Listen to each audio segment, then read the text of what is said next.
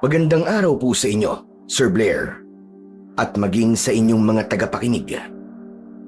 Ang kwentong ibabahagi ko po ay nangyari nung ako ay isang mayor pa sa isang munisipalidad na hindi ko na lang babanggitin ang pangalan. Sa karanasan kong ito ay nasukat kung gaano katatag ang paninindigan ko bilang isang pinuno ng bayan at ama sa aking anak. Dalawang magkaibigang tungkulin na mahirap gampanan pero parehas kong kailangan gawin. Itago niyo na lamang po ako sa pangalan na Gabriela at ito ang aking kwento. Nagmula po ako sa isang mahirap na pamilya, Sir Blair. Nangarap ako at nagsumikap sa buhay. Pinag-aral ko ang sarili ko hanggang sa nakatapos ako ng kolehiyo.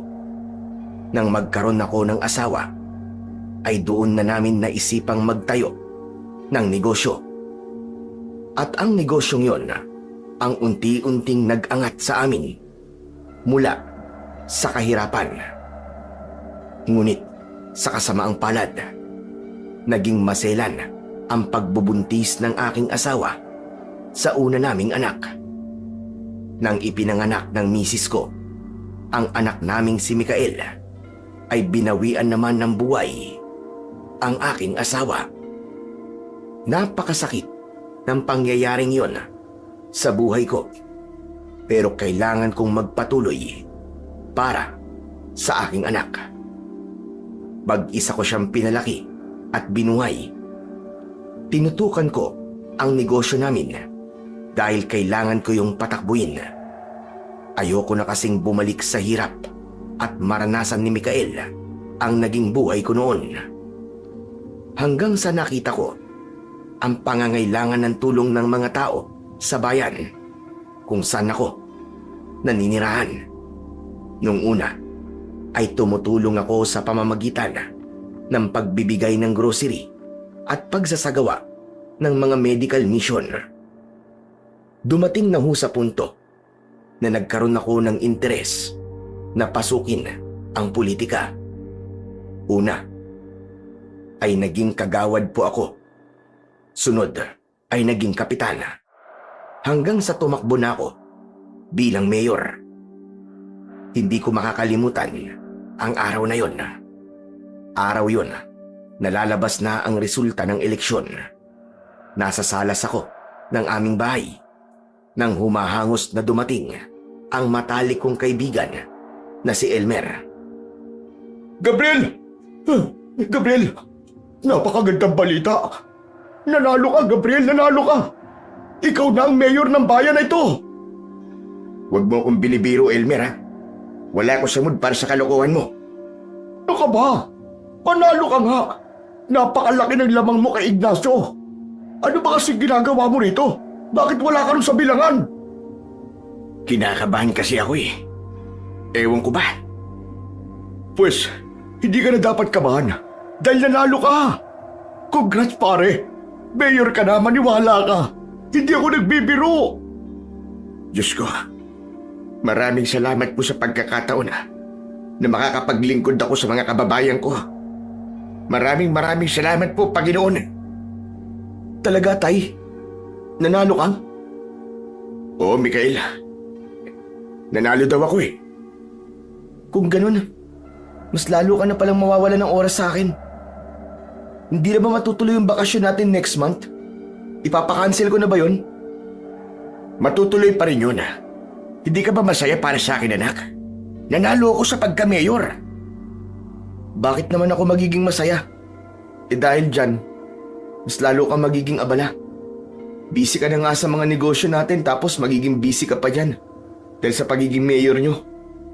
Ilang beses mo na bang sinabi na babawi ka sa akin? Pero hindi mo naman ginagawa. Tumalikod si Mikael at pumasok siya sa kanyang kwarto. Tinawag ko siya pero hindi siya lumabas. Pupuntahan ko sana siya sa kwarto niya pero hinawakan ako ni Elmer sa braso. Hayaan mo na muna ang anak mo, pare. Nagtatampo pa yun sa'yo. Pakalmahin mo muna siya. Pero tama siya, Elmer. Ang laki na ng pagkukulang ko sa kanya. Ngayong mayor na ako, ay mas lalo pa ako mawawalan ng oras sa kanya. Huwag ka mag-alala, pare. Ako ang kakausap niya sa inaanak ko. Ipapaintindi ko sa kanya ang dapat niyang maintindihan. Sa ngayon ay kailangan mo na muna magpakita sa mga tao. Sigurado ako na masaya sila dahil nanalo ka. Sinunod ko na muna ang sinabi sa akin ni Elmer. Alam ko na kailangan kong unahin ang mga taong dahilan ng aking pagkapanalo. Kailangan kong magpasalamat sa pagmamahal at suportang ibinigay nila sa akin. Hanggang sa dumating ang araw na opisyal na akong pinroklama bilang mayor ng aming bayan. Ilang araw din na lumipas bago ko nasanay na tinatawag akong mayor ng mga tao. Sinimulan ko na ring pag-aralan ang mga naiwang trabaho at proyekto ng dating mayor. Dahil doon ay mas naging abala ako. Isang gabi, nasa sala ako, kaharap ng laptop. Abala pa rin ako sa pagtatrabaho. Lumapit sa akin si Elmer at ipinatong niya ang isang tasa ng kape sa lamesa. Kasama naming naninirahan si Elmer sa bahay. 5 taon na ang nakakalipas nang masunog ang bahay niya. Namatay sa sunog ang kanyang mag-ina. At upang makatulong sa pag-usad ni Elmer sa buhay at bilang matalik ko siyang kaibigan, ay inalok ko siya na tumira na lamang sa bahay. O pare, ayan ang kape mo. Mas tinapangan ko yan, ha? Kasi alam ko na mahaba-haba pa yung trabaho mo eh. Kailangan magising ka. Medyo inaantok na nga ako, pare. Parang hindi na tumatalab sa akin ang kape. Pero kailangan ko na itong matapos. Hindi na kita abalahin, pare, para matapos mo na yan. Matutulog na ako. Oo nga pala, pare. Si Mikael, umuwi na ba? Hindi pa, pare. Sinilip ko ang kwarto niya pero wala pa siya ron eh. Saan kaya nagpunta ang batang yun? Ang sabi niya ay makikipagkita lang siya sa mga kaibigan niya. Kaninang umaga pa siya wala. Ano bang bata sila sabi mo, pare? Hindi na bata ang inaanak ko, pare. 21 na yun eh. Pare, kahit anong edad niya, para sa akin ay bata pa rin siya. Sige na pare, matulog ka na. At habang tinatapos ko ito, hihintayin ko na lang si Mikael. Iniwan na ako ni Elmer at pumasok na siya sa kanyang kwarto. Nang ituloy ko ang aking ginagawa, ay hindi ko na nagawang ituon doon ang aking atensyon nang dahil sa anak kong si Mikael. Ilang minuto na lang at mag-aalauna na ng madaling araw. Ipinagdasal ko na kung nasaan man siya, sana ay ligtas siya. Makalipas ang ilang minuto, ay narinig ko ang pagbukas ng gate. Alam ko na si Mikael na yon. Maya-maya ay bumukas ang pinto at pumasok si Mikael ng pasuray-suray. Kahit hindi pa siya nakakalapit sa akin, ay alam kong lasing siya dahil amoy ko ang alak sa kanya. Wow, grabe! Ang sipag naman talaga ng tatay kong mayor. Anong oras na pero nagtatrabaho pa rin? Saan ka galing, Mikael? Ang sabi mo makikipagkita ka lang sa mga kaibigan mo. Nakipagkita nga ako. Tapos nagkayayaan kaming magbar, kaya sumama ako sa kanila. At kailan ka pa natutong magbar at uminom? Hindi ba sabi ko sa'yo, ay walang maidudulot na magandang alak sa katawan mo? Tay, ngayon lang naman ako nag-inom ah. Grabe, ang sarap pala sa pakiramdam ng lasing. Para akong lumulutang sa hangin, tay. Bakit ka ba nagagalit? 21 na po ako. Hindi na ako bata para pagbawalan nyo sa mga gusto kong gawin. Hanggat dito ka nakatira sa pamamahay ko, kailangan mong sumunod sa patakaran ko. Alam ko kung ano makakabuti sa'yo, kaya sundin mo ko. Alam mo, tay, Hindi ko may enjoy ang kabataan ko dahil sa mga patakaran mo na yan eh. Hayaan mo na lang ako sumama sa mga kaibigan ko. Kasi wala ka namang oras sa akin, di ba? Hindi ba abala ka sa pagiging mayor mo? Tapos, may inaasikaso ka pang negosyo. Tapos, bukod pa ron, sumasideline ka pa sa pagiging albularyo. Minsan nga, nagugulat na lang ako na may tumatawag sa labas ng gate tapos magpapagamot pala. Kasi, pinarusahan daw ng engkanto. Pinagtatawanan mo ba ang pagiging albularyo ko? Hindi naman, tay. Kasi kung iisipin, hindi na bagay sa yung pagiging albularyo. Mayor ka na eh. Para sa kaalaman mo, minana ko pa sa lolo kong kaalaman ko sa panggagamot. Ginagawa ko ito bilang pagbibigay ng respeto sa kanya. At isa pa, bakit napunta sa pagiging albularyo ko ang usapan? Yang pag-iinom mo at pag-uwi mo ng hindi tamang oras ang dapat natin pag-usapan ngayon. Sus, kailan ka pa po nagkaroon ng oras para kausapin ako at pagsabihan? Parang simula nang naging mayor ka kasi bilang na sa daliri ko kung ilang beses mo akong kinausap. Alam mo, tay, mas mabuti pang tapusin mo na lang yung trabaho mo eh. Ako, matutulog na ako. Lasing na lasing ako, tay. Good night, tay. Good luck sa trabaho mo. Isang peking ngiti ang pinakawalan ni Mikael bago siya nagtungo sa kanyang kwarto. Hindi ko na siya tinawag o pinilit na kausapin dahil masyado kong nasaktan sa mga sinabi niya. Totoo kasi na mas lalo kong nawalan ng oras para sa anak ko simula nang naging mayor ako. Hindi ko naiwasang maluwa. Gusto kong bumawi kay Mikael pero hindi ko kaya. Hindi sapat ang 24 oras para magawa ko ang mga dapat kong gawin sa isang araw. Napapitlag ako nang lumabas si Elmer sa kwarto niya. Agad kong pinunasan ang aking luha para hindi niya yon makita. Pasensya ka na pare ah. Hindi ko sinasadyang narinig ang pag-uusap niyo ni Mikael. Pero siguro pare, panahon na para wag kang masyadong maging mahigpit sa kanya.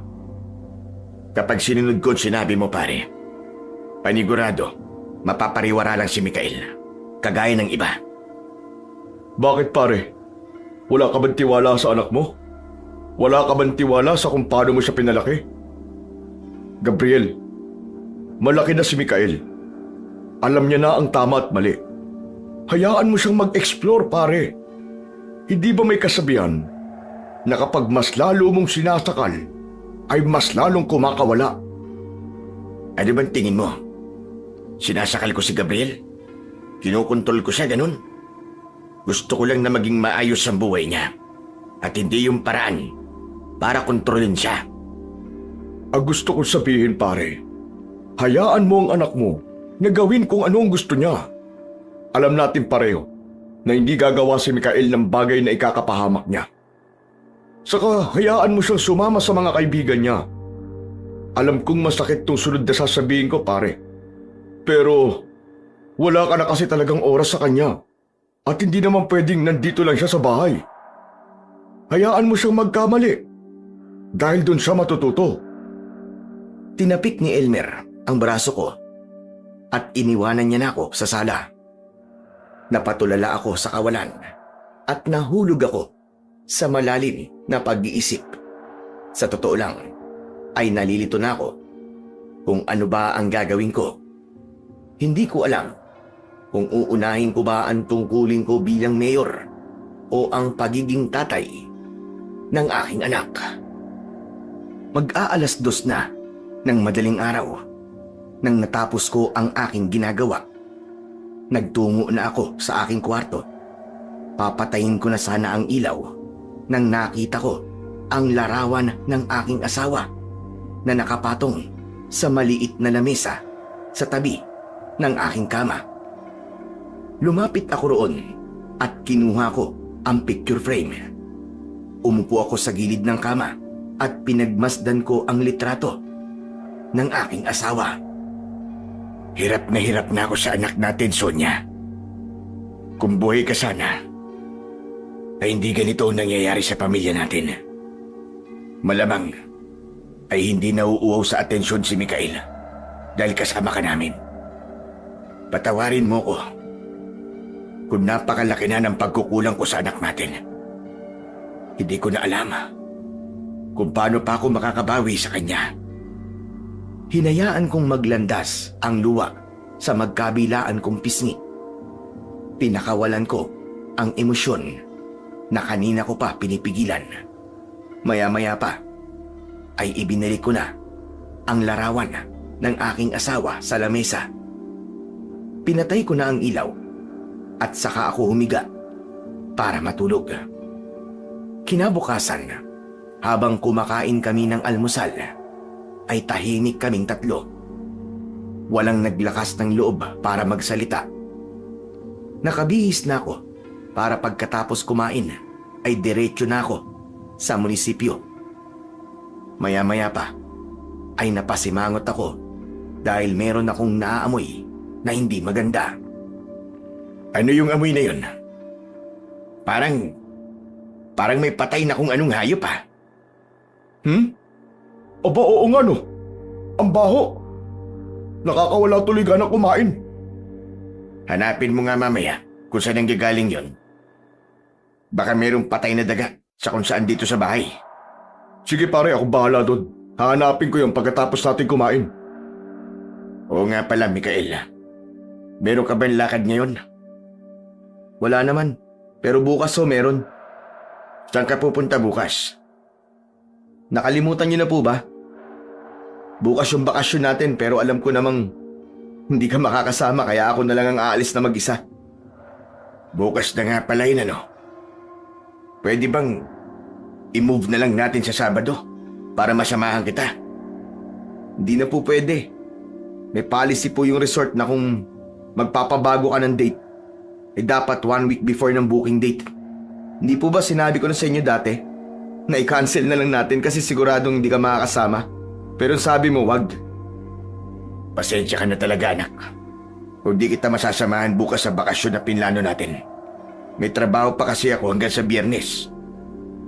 Okay lang. Wala naman ng bago dyan eh. Sanay na ako. Saka okay din po siguro na makakapagbakasyon ako ng mag-isa. Sa kabila ng sinabi ni Mikael, ay alam ko na nagtatampo siya sa akin.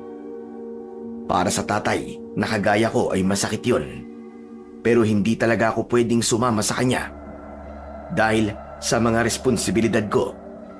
Habang kumakain kami, ay may taong tumawag sa akin sa gate. Tumayo ako para tignan kung sino yun. Isa yung matandang lalaki na nais magpagamot sa akin dahil ilang araw na daw sumasakit ang likod niya. Ginamot ko muna ang matandang lalaki. Matapos ko siyang gamutin, ay nais niyang mag-abot sa akin ng pera. Pero hindi ko yon tinanggap. Nang nakaalis na ang matandang lalaki, ay lumabas si Elmer. Paalis na sana ako nang biglang pumasok si Elmer na may dalang isang kahon ng sapatos. Bakas ang takot sa mukha niya. Ano nangyari sa'yo pare? Bakit parang nakakita ka ng multo? Saka ano ba yung hawak mo? Ang baho niyan pare ah. Diyan ba nanggagaling yung naamoy natin kanina pa? Pare, tignan mo ang laman ng kahon na to. Inabot sa akin ni Elmer ang kahon. Lumapit si Mikael para makiisyoso. Marahan kong binuksan ang kahon at nagulantang ako nang tumambad sa amin ang isang ibong nabubulok. Sa ibabaw nun ay merong isang puting papel. Kinuha ko ang papel at binasa ko ang nakasulat. Nakalagay sa sulat na kung hindi ako bababa sa pagiging mayor, ay maraming hindi magandang mangyayari. Malinaw na isa yung death threat. Napatulala ako at kinuha ni Mikael sa akin ang sulat para basahin yon. Ano to? Death threat to ah! Oo, isa nga yung pagbabanta Hindi lang sa buhay ko, kundi sa buhay din ng mga taong malalapit sa akin. Ito na nga ba ang sinasabi ko eh. Kaya ayokong tumakbo ka noon bilang mayor eh. Dahil sa mga ganito eh. Hindi ko akalain na kahit wala naman akong ginagawang mali sa pagiging mayor ko, ay meron pa ring mga tao na gusto kong bumaba sa aking pwesto. Malamang, yan yung mga taong gustong makuha ang posisyon mo. O kaya, may iba silang gustong ipalit sa'yo para magawa nila ang mga gusto nila. Pero pare, sino naman ang gagawa nito sa akin? Wala akong naaalala na nagkaroon ako ng kaaway nung panahon ng kampanya. May naisip ako kung sino pare. Pero ito namang sa akin hinala pa lang ha. Di kaya si Ignacio pare? Yung nakalaban mo sa pagka-mayor? Si Ignacio? Paano si Ignacio?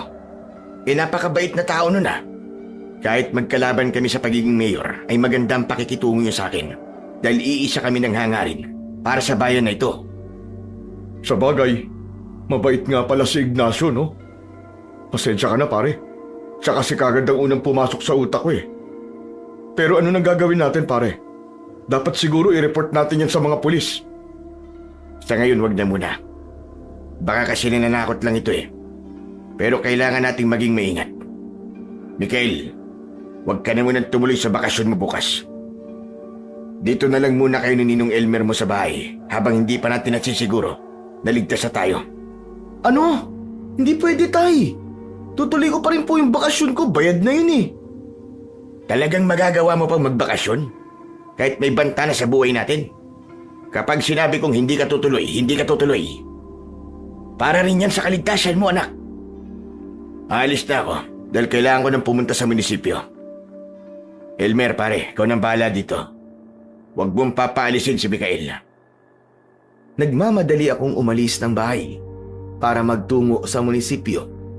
Sumakay ako sa luma kong kotse at habang nagmamaneho ko ay hindi mawala sa isip ko kung sino ang nagpadala sa akin ng sulat na yon. Sa maghapon na lumipas ay hindi ako nakapag-focus sa mga trabaho na dapat kong gawin. Balisa ako at panay ang tawag ko sa bahay para masiguro na ligtas doon sina Mikael at Elmer. Alas 7 ng gabi nang nakauwi ako. Sakto na nagluluto na si Elmer ng aming hapunan.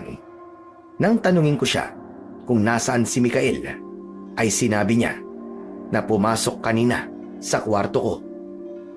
Nagtungo ako sa aking silid at nagulat ako nang naabutan ko si Mikael na nasa ibabaw ng kama. Nasa harapan niya ang isang maliit na baul kung saan nakalagay ang mga gamit ko sa panggagamot o pagiging albularyo. Sorry tay kung nakialam ako sa mga gamit mo rito. Naiinip kasi ako eh. Ayaw mo naman kasi akong palabasin eh. Ayos lang. Wala naman akong itinatago rito. Hindi ba tay mga gamit mo to sa panggagamot? Tama ka. Mga agimat at mutya na ipinamana pa sa akin ng lolo at tatay ko. Alam mo ba, plano ko sana noon na ipamana sa iyo ang pagiging albularyo ko. Pero hindi ko na itinuloy kasi naisip ko na hayaan ka sa kung anong gusto mo maging kapag nasa ustong edad ka na. Nako, ayoko pong maging albularyo, tay. Alam niyo naman na ang gusto ko maging piloto, di ba? Kaya nga sa susunod na taon, ay ituloy mo na ang pag-aaral mo sa kolehiyo para matupad na yung pangarap mo. Mag-aaral na po talaga ako next year, tay. Nagpahinga lang po ako ngayong taon. Mula sa baul ay isang kwintas ang kinuha ni Mikael. May palawit ang kwintas na para bang matulis na kuko ng isang mabangis na hayop. Namamanghang pinagmasdan ni Mikael ang kwintas. Tay, ano naman po ang kwintas na to? Ang ganda nito ah. Gamit niyo rin po ba to sa panggagamot? Hindi ko yung ginagamit sa panggagamot. Yan ay ang tinatawag na mutya ng kuko ng tigre. Mutya ng kuko ng tigre? Kung di niyo to ginagamit po sa panggagamot, saan niyo po to ginagamit? Ginagamit yan sa pakikipaglaban sa mga aswang. Kapag isinuot mo yan, ay magkakaroon ka ng kapangyarihan na para bang sa tigre. Tataglayin mo ang lakas na wala ang pangkaraniwan tao. Nung binata pa kasi ako, ay meron akong ginamot na isang manunugis. Manunugis? Ano po yun, Tay? Parang ngayon ko lang po narinig ang ganyan salita. Ang manunugis ay isang tao na may malawak na kaalaman sa pakikipaglaban sa mga aswang. Sinanay ako ng manunugis na yon at sa kanya ako natuto kung paano makipaglaban sa mga aswang. At nang natapos na ang aming pagsasanay, ay ipinamana niya sa akin ang mutya na yan. Kung ganun, ay nakipaglaban ka nun sa mga aswang? Ganun na nga. Pero ilang aswang lamang ang nakalaban ko dati. Mas pinagtuunan ko kasi ng atensyon ng pagiging albularyo ko. Isa pa, tinalikuran ko ang pakikipaglaban sa mga aswang. Hindi dahil natatakot ako para sa aking sarili, kundi para sa mga mahal ko sa buhay. Maaari kasi na kayo ang balikan o gantian ng mga aswang na nakalaban ko. Ang astig niyo po pala, Tay. Biruin niyo. Ang dami mong kayang gawin. Pero, Tay, kapag isinuot ko ba ang mutya na to, magkakaroon din ako ng kakayahang makipaglaban sa mga aswang? Lalakas din ba ako? Hindi anak, kahit isuot mo yan, ay hindi mo tataglayin ang kapangyarihan yan. Dahil ako ang kasalukuyang nagmamay-ari niyan. Kumbaga ako ang kinikilalang tagapangalaga ng mutya. Saka mo lang magagamit ang kapangyarihan yan kapag ipinamana ko na yan sa'yo. Pero kahit papano, ay magkakaroon ka pa rin ng proteksyon mula sa mga aswang kapag suot mo yan, kahit hindi ko yan pamana sa'yo. Yun lang ang kapangyarihan na kayang ibigay sa'yo ng mutya kung hindi ikaw ang nagmamay-ari niyan. Eh di, Tay, di pamana mo na lang sa akin. Total, di niya naman po ginagamit eh. Walang dahilan para ipamana ko yan sa'yo, anak. Dahil hindi mo rin naman yan magagamit. Pairam na lang po ako nito, Tay. Gagawin ko pong kwintas. Ang ganda kasi ng palawit nito eh. Kakaiba. Hindi aksesorya ang mutya na yan, Mikael. Kaya hindi mo yan pwedeng gamitin na kwintas lang. Ang mabuti pa ibalik mo na yan dyan sa baul at lumabas ka na. Malapit na yatang matapos sa pagluluto ang ninong mo. Magpapalit lang ako ng damit at kakain na tayo. Pagkalabas ni Mikael sa kwarto, ay nagpalit na ako ng damit na pambahay. Pagkatapos ay nagtungo na ako sa kusina para tulungan si Elmer sa paghahain ng aming hapunan. Habang kumakain ay nagulat kami nang narinig namin na nabasag ang salamin na bintana sa sala. Lahat kami ay napatakbo roon. Nakita namin ang isang basag na bintana. Sa sahig ay napansin ko ang isang papel na binabalutan ng isang bagay. Dinampot ko yun at nalaman ko na isa yung bato na binalot ng papel. Agad kong nakita na may nakasulat sa papel. Binasa ko ang nakasulat sa papel. Nakalagay doon na kailangan ko nang bumaba kagad sa pagiging mayor sa lalong madaling panahon dahil hindi ko raw magugustuhan ang mga susunod na mangyayari. Ano na naman yan, pare? Isang pagbabanta na naman. Kagaya nung nakita nating sulat kaninang umaga. Mga tao talaga ngayon, oo. Wisit, mga walang magawa sa buhay. Sa palagay ko, kailangan na natin to seryosohin. Bukas ay i-report ko na to sa pulis para matulungan nila tayong malaman kung sino nagpapadala ng mga sulat na ito sa atin. Basta mag-iingat na muna tayo sa ngayon. Hindi muna kayo lalabas ng bahay. Pinakita ko kina Mikael at Elmer na hindi ako natatakot sa banta sa aming buhay. Pero ang totoo ay binalot ako ng matinding takot ng sandaling yon. Hindi para sa sarili ko, kundi para sa mga mahal ko sa buhay. Kinabukasan ng umaga ay nagising ako sa malalakas na katok sa pinto ng aking kwarto. Pupungas-pungas akong bumangon at nang buksan ko ang pinto ay bumungad sa akin si Elmer. Bakit ang aga mo akong ginising? 5:00 pa lang ah. Pare, may natagpuan patay dun sa bakanting lote. Yung malapit dun sa may basketball court.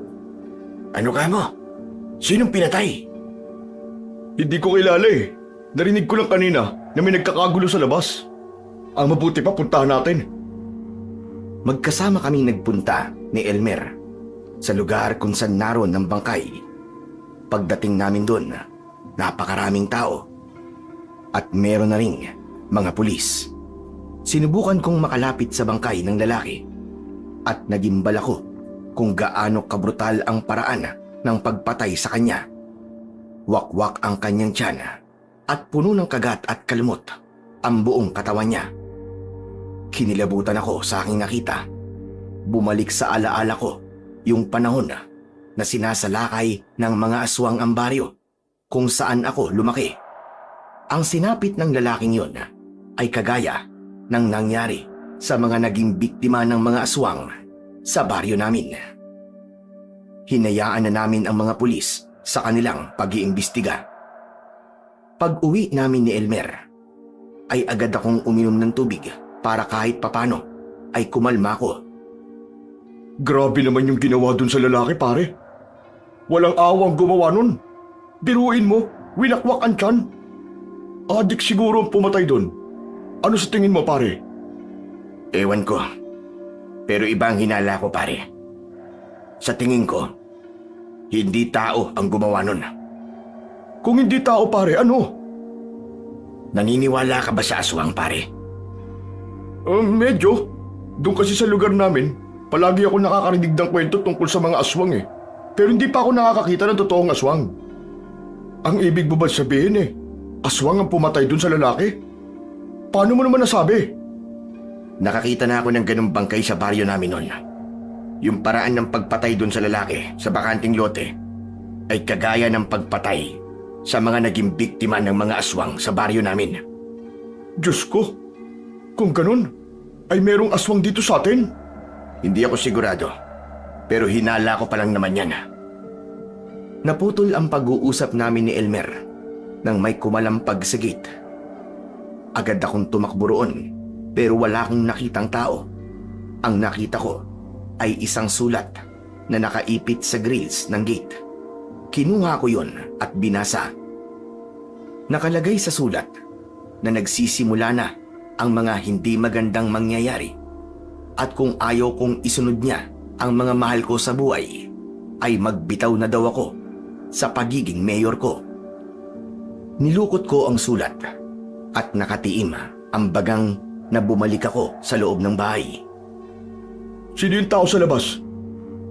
Hindi ko nakita, pero may sulat siyang iniwan. Ito, basahin mo. Inabot ko kay Elmer ang sulat at agad niya yung binasa.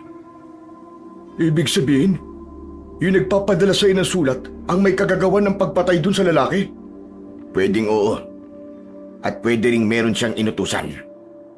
Kung isang aswang nga ang pumatay dun sa lalaki, ay dapat na mas lalo tayo mag-ingat. Ano ng plano mo ngayon? Magbibitiw ka na ba sa pagiging mayor?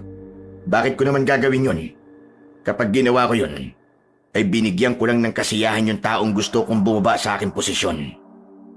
Pero mamaya na natin ito pag-usapan. Kumain na muna tayo. Sige, sandali lang at magluluto lang ako.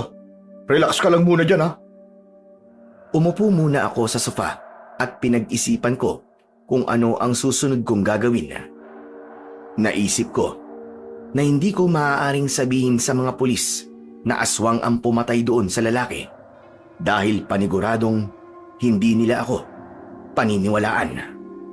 Makalipas ang ilang sandali ay tinawag na ako ni Elmer dahil tapos na siyang maghanda ng almusal. Pumunta na ako sa kusina at umupo. Sinabi ko kay Elmer na palabasin niya na si Mikael sa kwarto para sabay-sabay na kaming kumain. Pinuntahan ni Elmer si Mikael sa kwarto nito. Maya-maya pa ay bumalik si Elmer habang may pagkabahala sa kanyang muka. Pare, si Mikael! Bakit pare? Ano nangyari sa anak ko? Hindi ko alam. Wala siya sa kwarto niya, pare. Paanong wala? Hindi ko nga sabi alam eh. Halika, tignan mo para maniwala ka. Magkasama kaming nagpunta ni Elmer sa kwarto ng anak kong si Mikael. Doon ko nalaman na wala nga roon ang aking anak. Napakatigas talaga ng ulo ni Mikael. Hindi siya marunong makinig sa mga sinasabi ko. Saan naman kaya siya pumunta na ganitong kaaga? Hindi kaya umalis siya at itinuloy niya pa rin yung bakasyon niya? Hindi ba ngayon yon? Bigla kong kinabahan sa sinabi ni Elmer.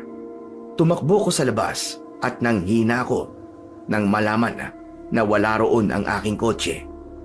Malinaw na ginamit ni Mikael ang kotse ko para makaalis siya.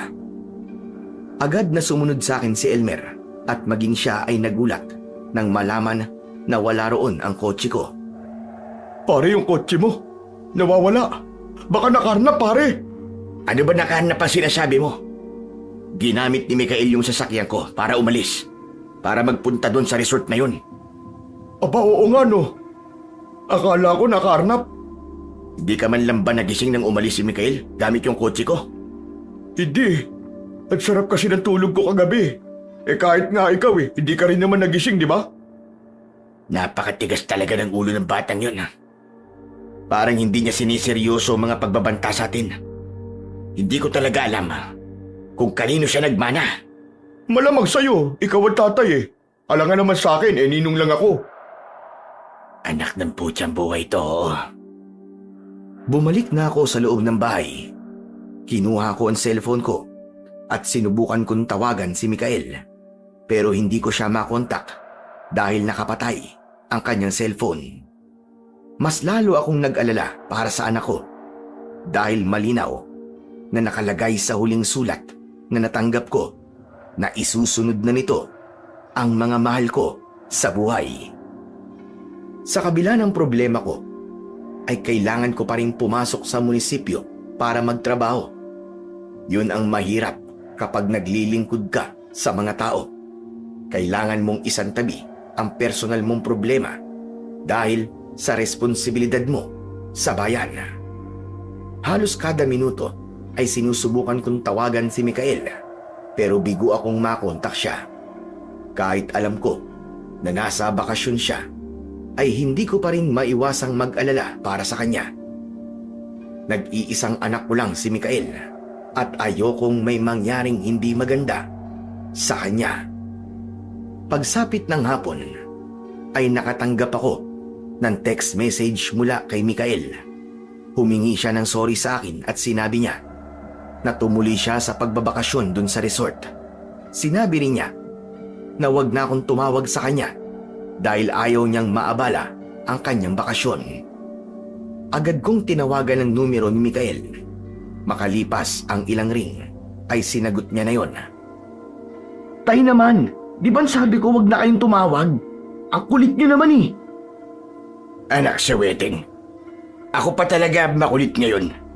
Hindi ba sabi ko ay hindi ka natutuloy sa bakasyon na yan? Bakit tumuloy ka pa rin? Tay, sayang naman kasi yung binayad natin dito, tay. Saka 3 araw lang naman po ako dito Umuwi ka na, Mikael. Alam mo bang may pinatay sa lugar natin kagabi? At ang may gawa nun ay yung nagbabanta sa buhay natin. Nagsisimula na siyang gumawa ng hindi maganda para bumaba ako sa pagka-mayor. Tapos kanina ay nagpadala na naman siya ng sulat. Ang sabi niya, kapag hindi pa ako nagbitiw sa pagiging mayor ko ng bayan na ito, ay kayo na ang isusunod niya.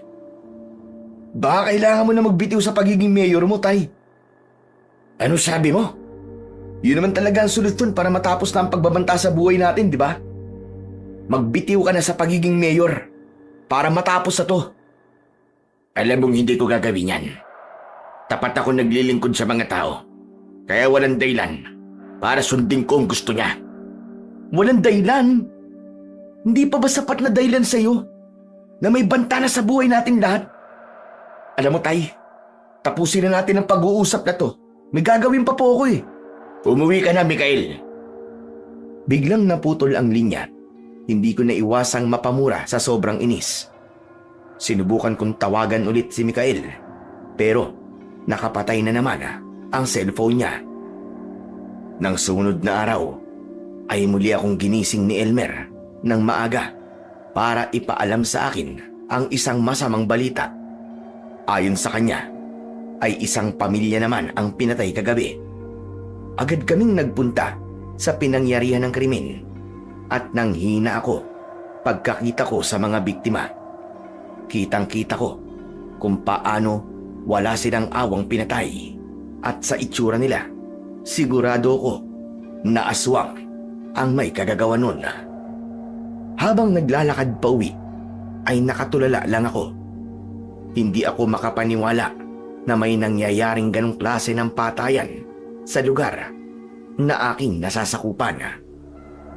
Pare, sa tingin mo ba, aswang din yung pumatay dun sa mag-anak? Sa pagkakataong ito, ay sigurado na akong aswang ang pumapatay dito sa lugar natin. Kung aswang nga ang pumapatay, ibig sabihin pare, hindi yung kaya ng mga pulis, di ba? Sana naman ay merong kahit isang tao rito ang may kakayahang makipaglaban sa mga aswang. Sa sinabing yon ng kumpare kong si Elmer, ay isang ideya ang pumasok sa utak ko. Binilisan ko ang paglalakad hanggang sa nakarating na ako sa bahay. Agad akong nagpunta sa kwarto ko. May pagtatakang sinundan ako ni Elmer. Kinuha ko ang baul kung saan nakalagay ang mga gamit ko sa panggagamot o sa pagiging albularyo. Pero hindi agimat o anting-anting sa panggagamot ang kinuha ko, kundi ang mutya ng kuko ng tigre. Pero nagtaka ko dahil hindi ko rin nakita ang mutya. Nasaan na yun? Bakit wala rito? Ano ba kasi ginahanap mo? Yung mutya pare, nandito lang yun. Mutya? Anong mutya? Yung mutya ng kuko ng tigre. Mutya ng kuko ng tigre? Ano ba yun? Naisasanla ba yun? Kung kapos ka sa pera pare, magsabi ka lang sa akin.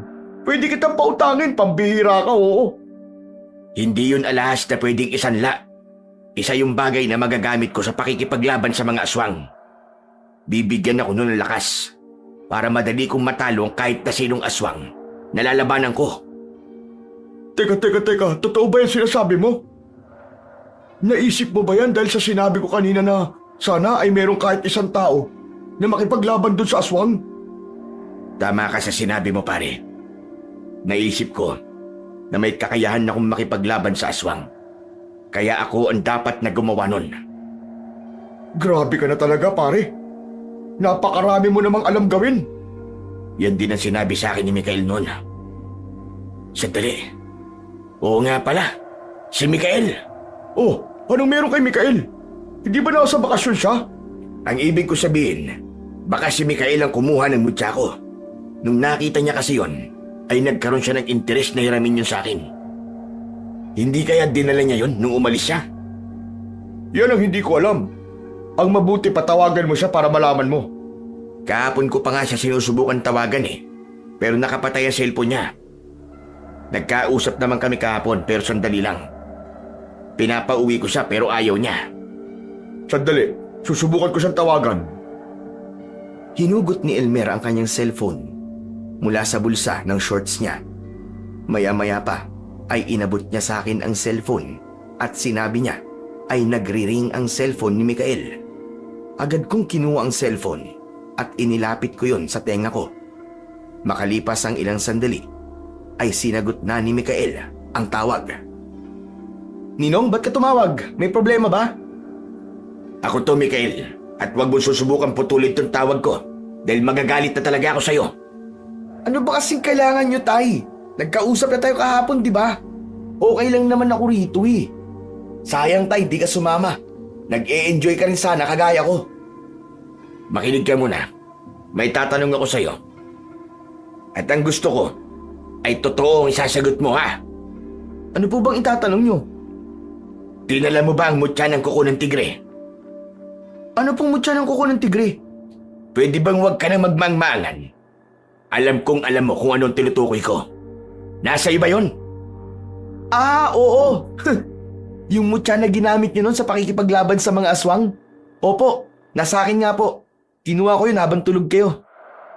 Naisip ko po kasi na bagay eterno yun sa mga susuting ko dito sa beach.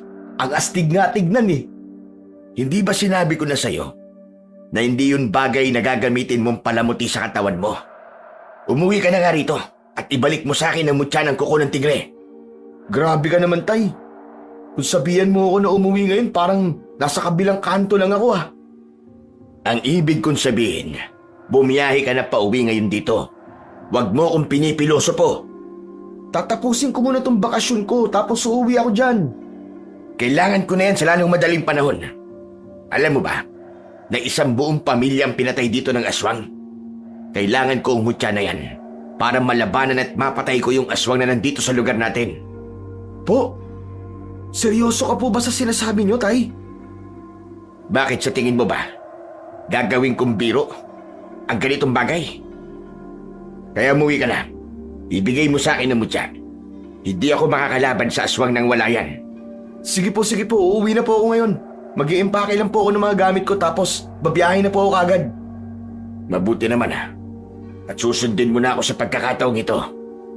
Sige na po, mag-i-impake na po ako para makaalis na po kagad ako. Matapos kong makausap si Mikael, ay ibinalik ko na kay Elmer ang cellphone niya at sinabi ko sa kanya ang napag-usapan namin ng anak ko.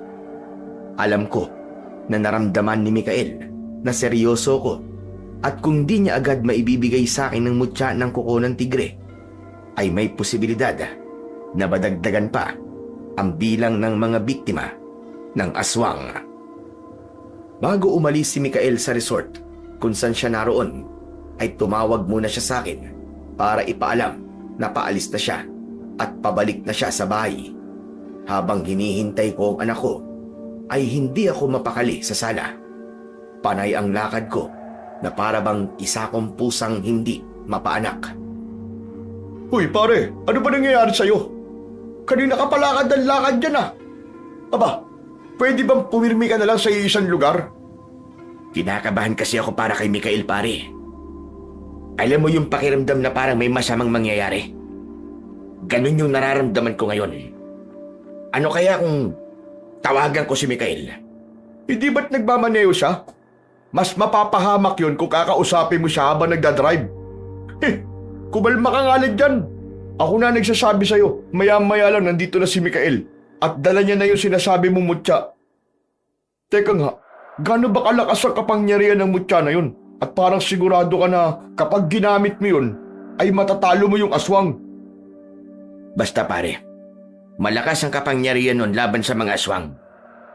Ilang beses ko nang nagamit yun kaya sigurado ako sa bagay na yun. Kapag nasa akin na yun, ay agad kong tutugisin yung aswang na pumapatay dito sa lugar natin. Parang gusto ko na tuloy makita kang nakikipaglaban sa mga aswang, pare ah. Talagang pinapahanga mo ko. Sa dami ng kaya mong gawin, pare. Naku, teka. Malapit na palang mag-alas 12 ng tanghali ah. Magluluto na nga muna ako ng pananghalian natin. Dagdagan mo lulutuin mo, pare.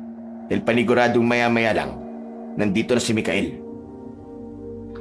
Sinikap kong kumalma at inisip ko na wala kang dapat ikabahala dahil pauwi na ang anak ko. Pero hindi ko maintindihan kung bakit hindi ko kayang alisin sa dibdib ko ang pakiramdam na mayroong hindi magandang mangyayari. Sumapit na ang gabi pero hindi pa rin nakakarating sa bahay si Mikael. Makailang beses naming sinubukan ni Elmer na tawagan siya pero nagri-ring lang ang cellphone niya at hindi niya sinasagot. Kung tutusin, dapat bandang hapon ay nakauwi na si Mikael. Kaya nakakabahala na dahil gabi na at wala pa rin siya. Sinasabi ko na nga be. Kaya ako kinakabahan kanina pa eh. Kasi may hindi magandang mangyayari. Pare, naiintindihan ko kung bakit kinakabahan ka ngayon. Pero wag muna tayo mag-isip ng kung ano-ano. Malay mo naman, nasiraan lang si Mikael. Kung nasiraan siya pare, dapat ay tinawagan niya ako. Hindi ba dapat na tayong kabahan? Kasi hindi niya sinasagot ang tawag natin. Wag naman sana. Wag naman sanang sinaktan siya nung nagpapadala ng sulat sa akin. Ano kaya kung humingi na tayo ng tulong sa mga pulis, pare? Dapat ay 24 oras nang nawawala si Mikael bago natin siya pwedeng i-report sa mga pulis. Eh di gamitin mo pagiging mayor mo. Kilala mo ko, Elmer. Kahit kailan, hindi ko ginamit ang posisyon ko para magkaroon ng pribilehiyo. Kung ganun, Kailangan pa nating maghintay hanggang bukas bago tayo makapag-report sa mga pulis.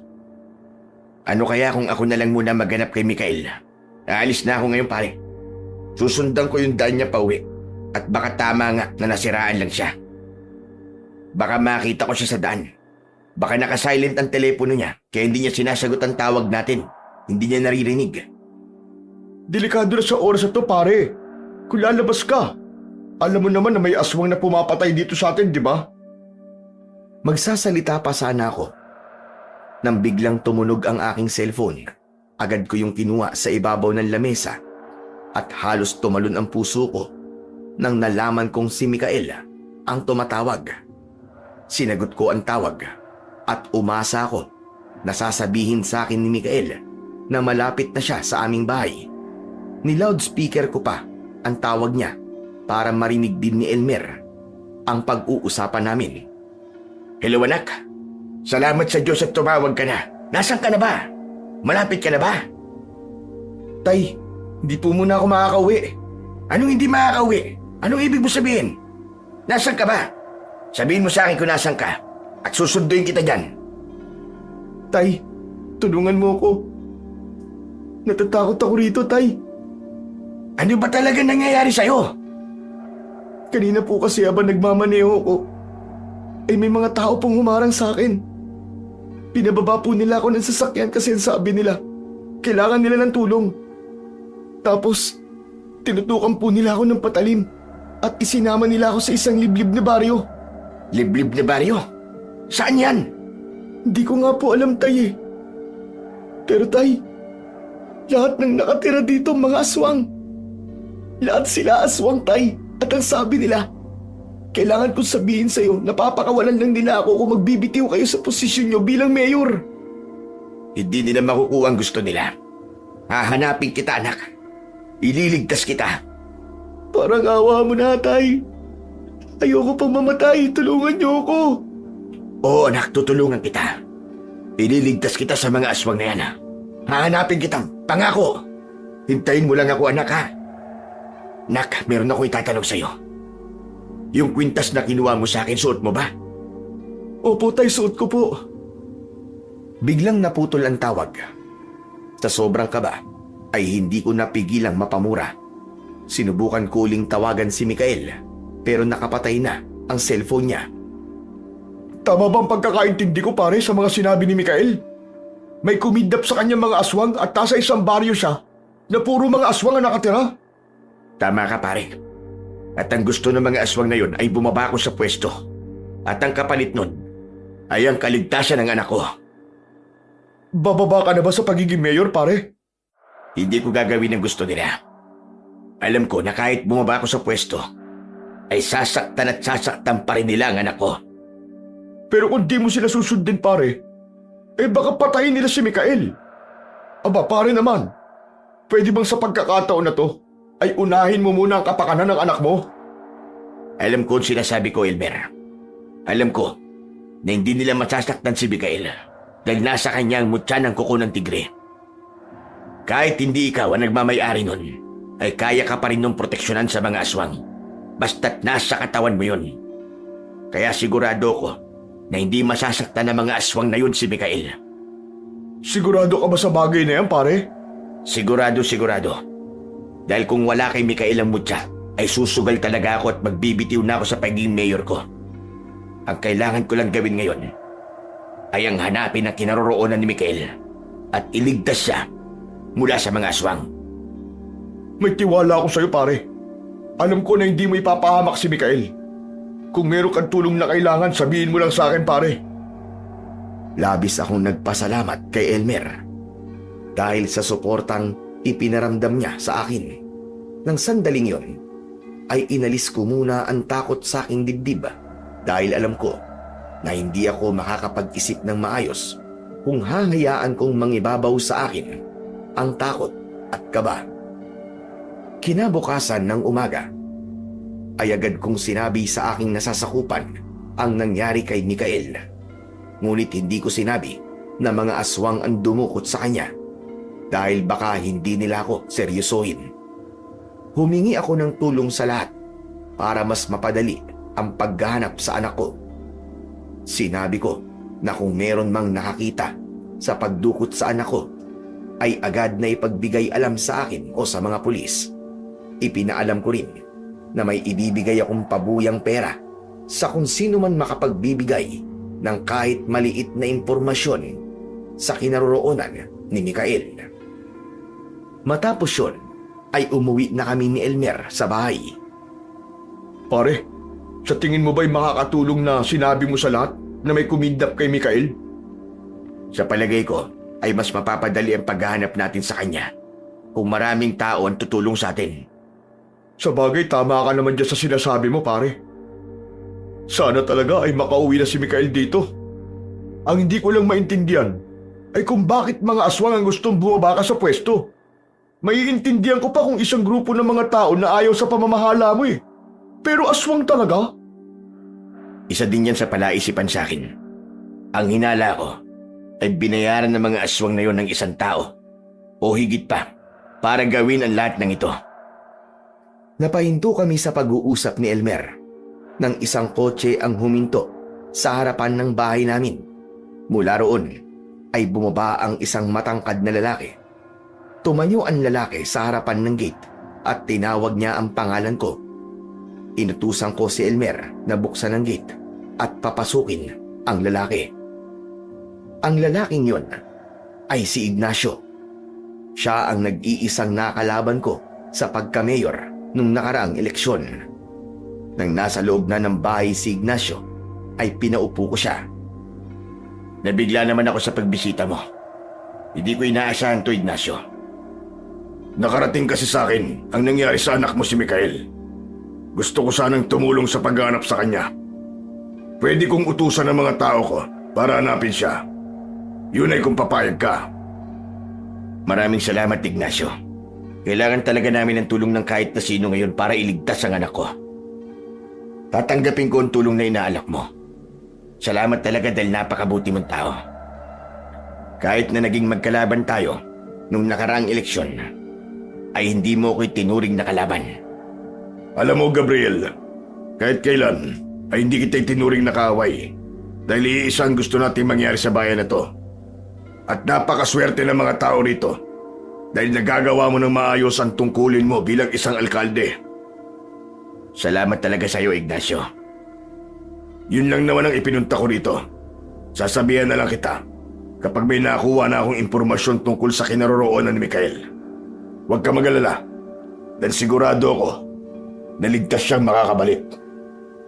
Muli ako nagpasalamat kay Ignacio bago siya umalis. Abot langit ang pasasalamat ko dahil sa tulong na gagawin ni Ignacio. Malaking bagay yon para sa akin. Hindi ko lang din talaga inasahan na tutulungan niya ako sa paghahanap sa anak ko. Nang umalis na ang kotse ni Ignacio, ay saka naman ako nilapitan ni Elmer. Ano sinabi sa'yo ni Ignacio? Tutulungan niya daw ako sa paghanap kay Mikael. Uutusan daw niya ang mga tao niya para gawin yon. Talaga? Gagawin yun ni Ignacio? Kahit naging kalabang kanya nung nakaraang eleksyon? Grabe ah, ibang klase rin talaga si Ignacio, no? Nakita mo naman yung eleksyon na napakabait niya sa akin, di ba? Bakit? May problema ba kung tutulungan niya tayo? Wala naman. Iba lang kasi talaga ang pakiramdam ko dyan kay Ignacio kahit noon pa eh.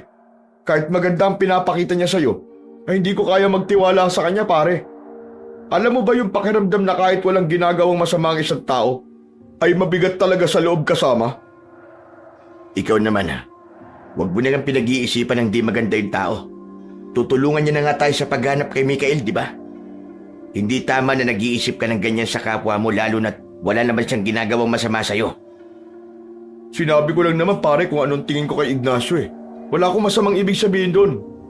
Pero kung totoong tutulong talaga siya, eh di salamat sa kanya. Alam ko na bukal sa loob ni Ignacio ang pagtulong niya sa akin para mahanap ang anak ko. Kaya hindi ko maisip na may masama siyang intensyon. Kaya niya yun ginawa. Isa pa, sa sitwasyon namin ng panahon na yun, ay kahit anong tulong ay tatanggapin ko talaga para lang makauwi ng ligtas si Mikael. Sa mga sumunod na araw, ay patuloy na naghanap ang mga pulis sa nawawala kong anak. Tumawag din sa akin si Ignacio para sabihin na kumikilos na ang mga tao niya para hanapin si Mikael. May mga pagkakataon din na merong mga tumatawag sa akin at sinasabi na alam nila kung nasaan si Mikael. Pero kapag pinupuntahan namin ang lugar, ay wala naman doon si Mikael. Malinaw na may mga tao pa ring nagagawang manloko kahit alam nila na hindi biro ang nangyayari. Tignan mo itong text na natanggap ko ngayong araw, pare. Lahat sila ay sinasabing nakita nila si Mikael sa ganitong lugar. Iba-iba sila ng sinasabi. Halatang nagsisinungaling sila at halatang gusto lang nila ng pabuya. Isa talaga yan sa problema natin ngayon, yung mga manluloko. Pero wala tayong magagawa kundi ang i-check ang mga lugar na sinasabi nila. Kasi baka nga naman yung iba dyan ay nagsasabi ng totoo. Nag-aalala na talaga ako sa anak ko, pare. Kahit alam ko na hindi siya kayang saktan ng mga aswang, ay kinakabahan pa rin ako. Naaawa ako sa kanya kasi hindi ko alam kung meron ba siyang maayos na tulugan doon o nakakakain ba siya sa oras. Ako nga rin, pare. Halos di na ako makatulog sa gabi sa pag-iisip sa inaanak ko. Sana talaga ay mahanap na natin siya. At kung nasan ba yung baryo na sinabi niya na puro aswang ang nakatira. Teka pare, maiba ako. Kumusta na pala ang paghahanap na ginagawa ni Ignacio? May balita na ba siya sa'yo? Kahapon ay nagkausap kami sa telepono. Ang sabi niya, pinapunta niya ang mga tao niya sa mas malayong lugar para hanapin si Mikael. Pero ngayong araw, ay hindi pa siya tumatawag sa akin. Naghahanap kaya talaga si Ignacio, pare? Anong ibig mo sabihin? Bakit naman ganyan ka magtanong? Baka kasi ginagamit ni Ignacio ang sitwasyon mo para sa susunod na eleksyon. Baka gusto niya na maging running mate ka niya. Hindi ba malakas ka sa tao? Siyempre, sa'yo siya didikit. Ano ka ba naman, pare? Bakit palagi mong pinag-iisipan ng di maganda si Ignacio? Tumutulong na nga ng tao, ganyan pa ang pag-iisip mo sa kanya.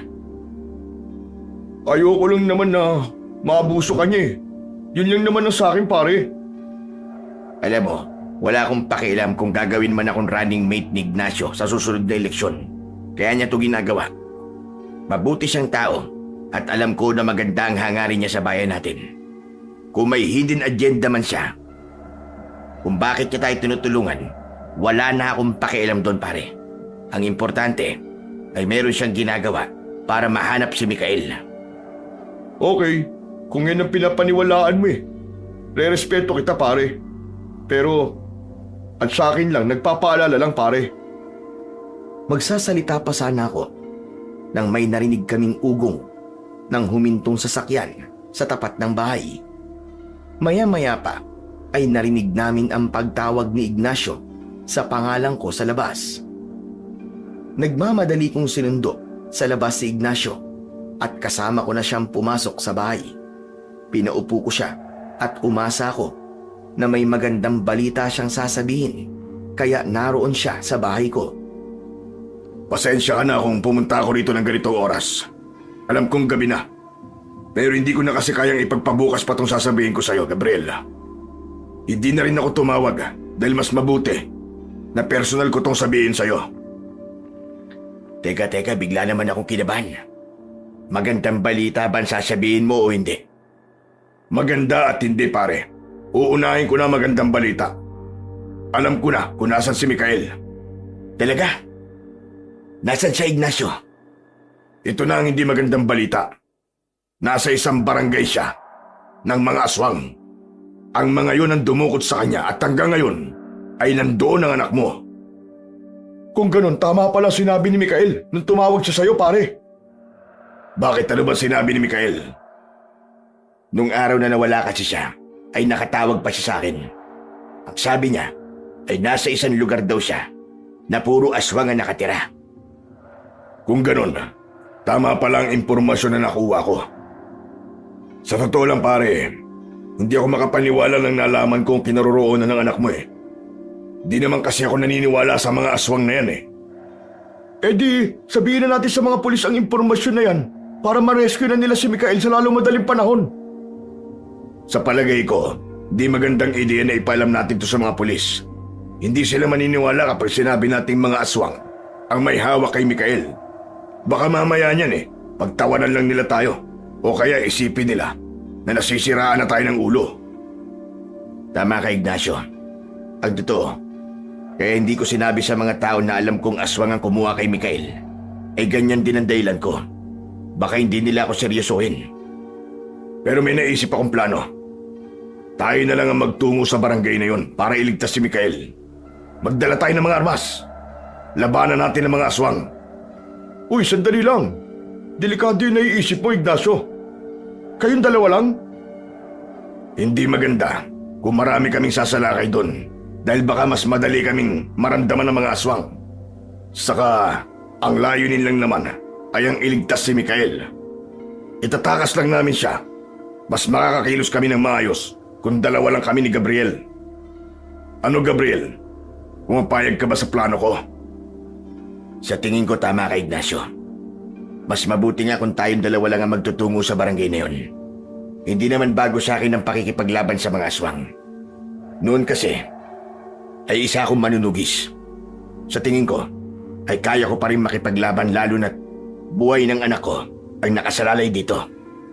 Kung ganun, bukas ng gabi tayo magpupunta ron. Susunduin kita rito ng ganitong oras din. Sige, maghahanda na rin ako. Maraming salamat, Ignacio. Napakalaki na ng tulong na nagagawa mo para sa akin. Walang anuman yun. Ang mabuting tao na kagaya mo ay dapat lang talaga na tinutulungan. Matapos yun, ay nagpaalam na si Ignacio. Nang nakaalis na siya, ay muli akong kinausap ni Elmer. Pare, sigurado ka ba sa gagawin yun, Ignacio? Talaga susunod kayo sa barangay ng mga aswang? Nang kayong dalawa lang? Sigurado ako, Elmer. Mas makakabuti kung dalawa lang kaming magpupunta doon. Pero pare, puro mga aswang ang nasa lugar na yun. Anong magiging laban nyo kung dalawa lang kayo? Hindi mo alam kung paano ako makipaglaban sa mga aswang. Isa pa, lahat ay gagawin ko para mailigtas lang ang anak ko. Ikaw na rin ang nagsabi, di ba, na hindi mo kaya makipaglaban sa mga aswang nang wala yung mutya na sinasabi mo. May mutya man ako o wala, ay ililigtas ko pa rin si Mikael. Tatay ako, Elmer. At ang isang tatay ay gagawin ng lahat para sa kanyang anak. Okay, sige. Naiintindihan na kita, pare. Pero kung gusto mong iligtas si Mikael, ay ganun din ako. Hayaan mo ako sumama sa inyo ni Ignacio sa barangay ng mga aswang. Hindi pwede, pare. Hindi ako papayag na ilagay mo ang sarili mo sa panganib. Pero pare, inaanak ko si Mikael. At kung tutusin, ay para ko na rin siyang totoong anak. Alam mo yan, pare. Kaya bakit ayaw mong pumayag na sumama ako sa pagliligtas niyo sa kanya? Wala ka bang tiwala sa kung anong kaya kong gawin? Hindi naman sa wala akong tiwala sa kakayahan mo. Kami na lang ni Ignacio magliligtas kay Mikael. Maniwala ka. Kaya na naming dalawa yun. Ikaw ang bahala. Ako naman nag-aalok lang ng tulong. Napakalaki na naitulong mo sa akin, pare. Kung wala ka, ay hindi ko na alam ang gagawin ko. Baka nabaliw na ako sa kakaisip ng dahil sa pagkawala ni Mikael. Napakalaking tulong ng presensya mo, pare, sa totoo lang. Hindi na pinilit pa ni Elmer ang gusto niya. At tuluyan na siyang sumang-ayon sa desisyon ko na huwag siyang isama sa pagliligtas namin kay Mikael. Nang gabing yun, ay binalot ako ng matinding kaba. Hindi ko kasi inakala na makalipas ang napakaraming taon, ay muli akong babalik sa pakikipaglaban sa mga aswang. At sa pagkakataon na yon, ay wala akong inaasang makapangyarihang mutya, kundi tanging sariling lakas ko lamang. Kinabukasan, ay maaga akong nagising upang magsanay sa paggamit ng itak sa pakikipaglaban. Kailangan kong sariwain ang kakayahan ko sa paglaban sa mga aswang. Kahit wala sa akin ng mutya ng kuko ng tigre, ay tiwala ako na kaya ko pa rin gawin ang ginagawa ko noon. Pero sa totoo lang, ay nagpapasalamat ako na kinuha ni Mikael ang mutya ko dahil alam ko na habang nasa kanya yon ay protektado siya mula sa mga aswang. Habang abala ako sa pagsasanay sa likod ng bahay, ay tinawag ako bigla ni Elmer. Pare, mamaya na yan. Mag-almusal muna tayo. Sige pare, susunod na ako. Bilisan mo at baka mamaya lumamig pa yung kape mo eh. Tinanguan ko si Elmer. Itinabi ko muna ang itak at saka ko pumasok sa bahay. Pinunasan ko ang pawis sa aking muka at katawan bago ako umupo para mag-almusal. Alam mo pare, kanina ko pa pinapanood yung pagsasanay mo. Grabe, ang ganda ng galaw mo pare. Sigurado ako na kahit gaano karaming aswang ang makalaban mo, ay kayang-kaya mong lahat. Ewan ko pare ah. Ang tagal na kasi nung huling beses ako nakipaglaban sa mga aswang eh. Parang pakiramdam ko kinakalawang na ako. Pakiramdam mo lang yan pare, pero para sa akin, nasa dugo mo na ang makipaglaban sa mga aswang. Sayang nga kasi ayaw mo akong isama eh. Kahit sana manonood na lang ako kung paano mo isa-isang patumbahin yung mga aswang na yun. Huwag ka nang sumama pare. Dito ka na lang sa bahay at hintayin mo kami dito ni Mikael. Nangangako naman ako sa'yo. Nakasama ko na siya pag uwi ko rito. Aasahan ko yan pare ah. Saka magdadasal din ako dito para kahit papano ay makatulong ako. Napangiti ako sa sinabing yun ni Elmer. Totoo na malaki talaga ang naitutulong sa akin ni Elmer dahil siya ang kasama ko sa lahat ng pangyayari sa buhay ko. Nasa tabi ko siya, hindi lang sa oras ng kasiyahan, kundi pati na rin sa kalungkutan at lalo na kapag meron akong pinagdadaanang problema. Pagkatapos kong mag-almusal, ay nagpababa muna ako ng kinain ko bago ako muling bumalik sa pagsasanay. Pinanood ako ni Elmer at kita ko sa mukha niya ang labis na paghanga sa aking ginagawa. Maghapon akong nagsanay. Pagsapit ng 5:00 ng hapon ay huminto na ako para kahit paano ay makapagpahinga ako. Hindi kasi pwedeng hindi ako magpapahinga bago kami magtungo ni Ignacio sa barangay ng mga aswang dahil paniguradong mauubusan ako ng lakas. Pagsapit ng gabi ay mas lalong tumindi ang kaba at takot ko. Kaya inaya ko si Elmer na magdasal sa altar na nasa aming sala. Doon ay humingi ako ng proteksyon at gabay sa Panginoong Diyos. Ipinagkatiwala ko sa Kanya ang kaligtasan naming lahat. Makalipas ang ilang sandali, ay dumating na si Ignacio para sunduin ako. Bago kami umalis, ay nagpaalam muna ako sa kumpare kong si Elmer. Pare, ikaw na muna ang bahala rito sa bahay ah. Ipagdasal mo kami. Walang problema pare. Basta, mag-iingat kayo. Gabriel, tara na. Kailangan na nating umalis. Matapos yun, ay umalis na kami ni Ignacio sakay ng kanyang kotse. Maigpit kong hawak ang aking itak habang nakaupo ako sa passenger seat. Itak pala ang armas na gagamitin mo sa pakikipaglaban sa mga aswang. Ito lang kasi sa datang meron ako sa bahay. Saka ito talaga ang ginagamit ko nung nakikipaglaban pa ako sa mga aswang. Ikaw, anong armas ang dala mo? May baril ako dyan sa likod.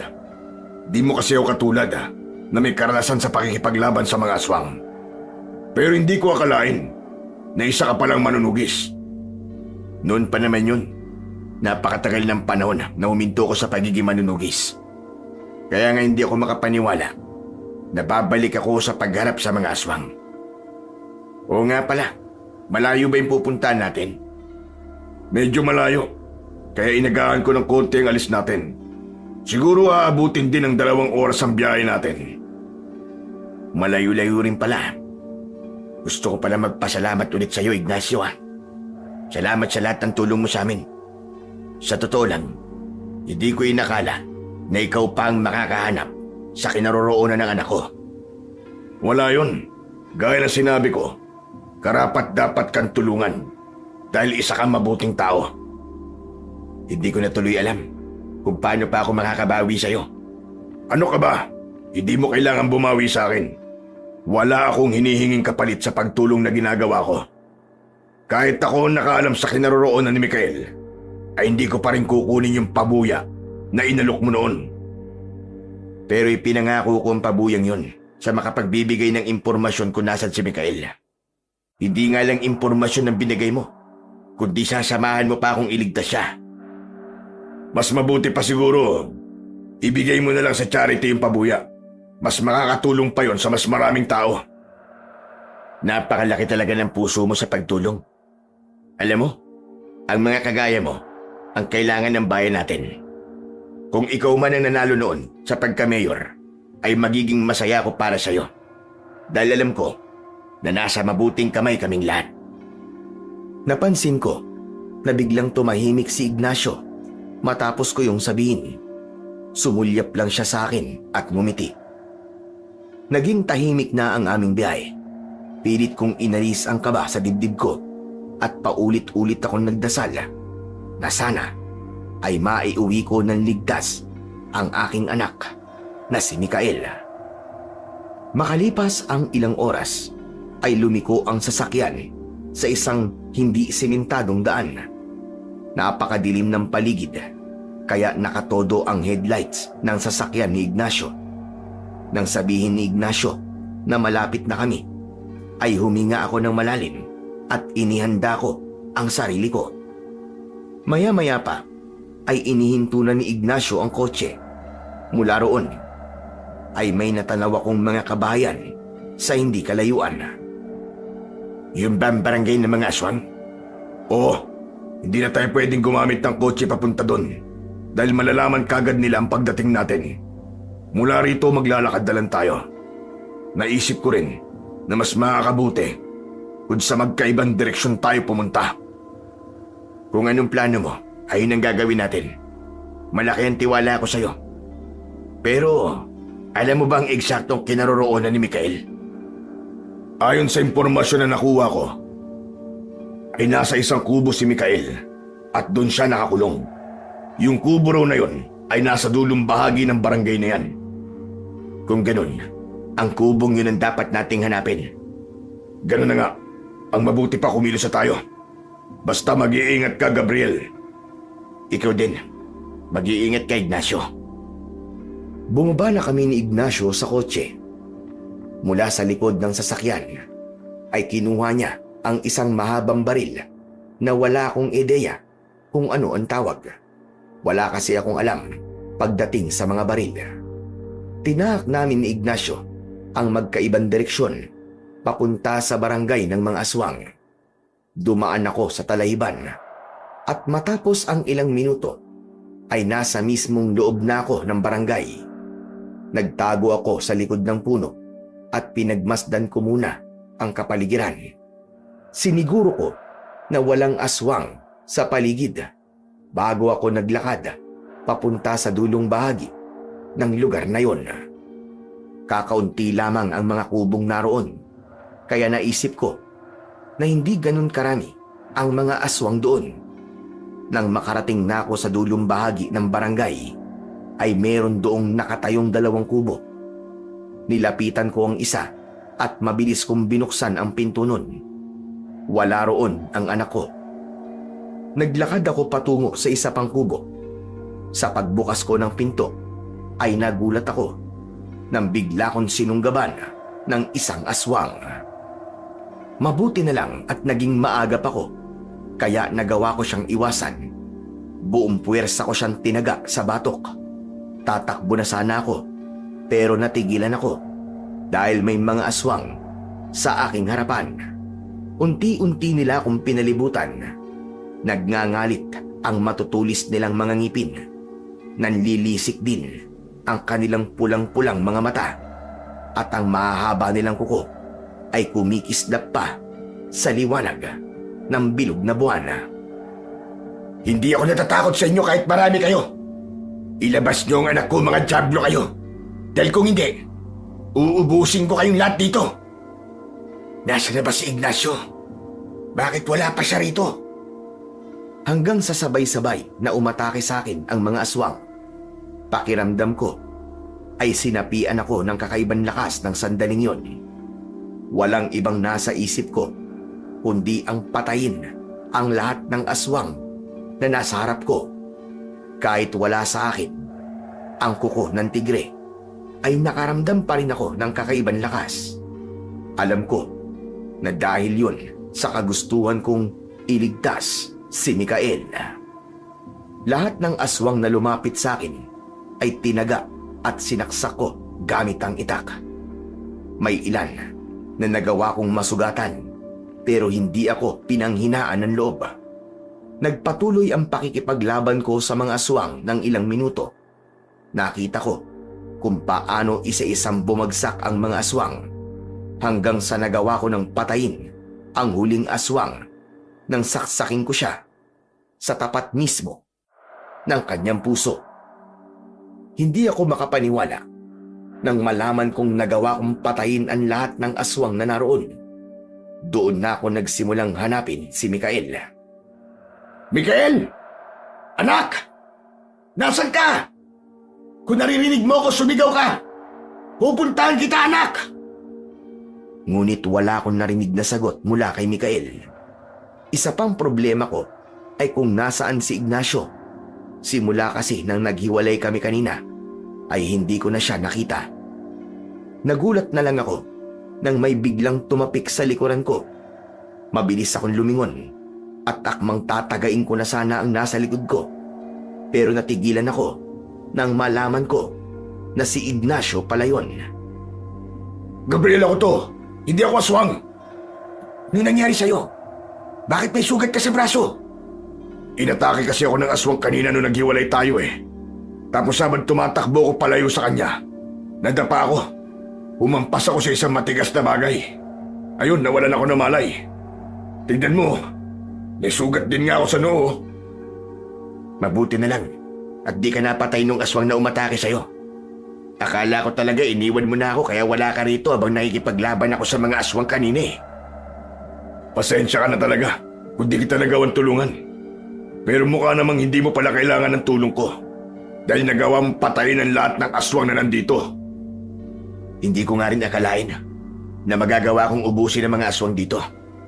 Kanina kasi nasa utak ko lang ay ang mailigtas ko si Mikael. Iba talaga ang nagagawa ng pagmamahal ng isang tatay sa kanyang anak. Tama ka dyan. Kahit ang imposible nagiging posible. Pero Ignacio, mukhang wala rito si Mikael. Tinignan ko yung 2 kubo sa dulo. Pero wala siya ron. Ang totoo, nagkita kami ni Mikael bago ko atakihin ng aswang. Ang sabi niya sa akin, ay nagawa niya makatakas. Pinatakbo ko siya sa gubat para magtago. Ano ka mo? Bakit sa gubat mo siya pinatakbo? Bakit hindi siya sasakyan mo? Pasensya na, nataranta ako kanina eh. At hindi na ako nakapag-isip ng maayos. Yung baril mo nasa niya? Hindi ko alam. Nabitiwan ko yun nang atakihin ako ng aswang eh. Pero mabuti pa, hanapin na natin ang anak mo sa gubat. Ngayong wala na ang mga aswang, ay sigurado ko na may uuwi mo na ang anak mo ng ligtas. Natuwa ako ng gusto sa sinabi na yon ni Ignacio. Agad kaming nagtungo sa gubat na nasa dulong bahagi ng lugar na yon. Habang naglalakad kami, ay naramdaman ko ang pag-vibrate ng cellphone ko sa aking bulsa. Kinuha ko yon at nabuhayan ako ng loob nang malaman ko na si Mikael ang tumatawag. Nasa unahan ko si Ignacio kaya hindi niya nakita ang aking ginagawa. Pagkasagot ko ng tawag ay agad kong narinig ang hinihingal na boses ni Mikael sa kabilang linya. Bago pa ako magsalita ay inunahan na ako ni Mikael. Tay, kasama niyo ba si Ignacio? Kung kasama niyo po siya, huwag mong ipapaalam sa kanya na ako ang kausap mo ngayon. Bakit anak? Nang nagsalita ko ay biglang lumingon si Ignacio sa akin. Sinong kausap mo? Si Elmer. Nakikibalita kung ano na nangyayari dito. Makinig ka sa akin, Tay. Si Ignacio, siya ang pinuno ng mga aswang na dumukot sa akin. siya ang may gustong bumaba ka sa pwesto mo para sa susunod na eleksyon, ay masiguro niya ang pagkapanalo niya bilang mayor. Huwag kang magtitiwala sa kanya, Tay. Nandito ako sa gubat. Mabuti na lang at nakakuha ko itong cellphone ko bago ako nakatakas kanina. Pero nakita niya ako habang tumatakas kaya tumakbo ko sa gubat dahil alam kong papatayin niya ako para hindi ko masabi sa iyo ang katotohanan. Okay naman kami rito, Elmer. Huwag ka mag-alala. Nandito kami sa gubat ni Ignacio at hinahanap lang namin si Mikael. Mamaya uuwi na rin kami kapag nahanap na namin siya. Tinapos ko na ang tawag at nagpatuloy kami ni Ignacio sa paglalakad. Tumiim ang bagang ko habang nakatingin sa likod ni Ignacio. Hindi ako makapaniwala sa mga nalaman ko, pero nasiguro ko na pinapunta ko ni Ignacio sa lugar na yon para patayin.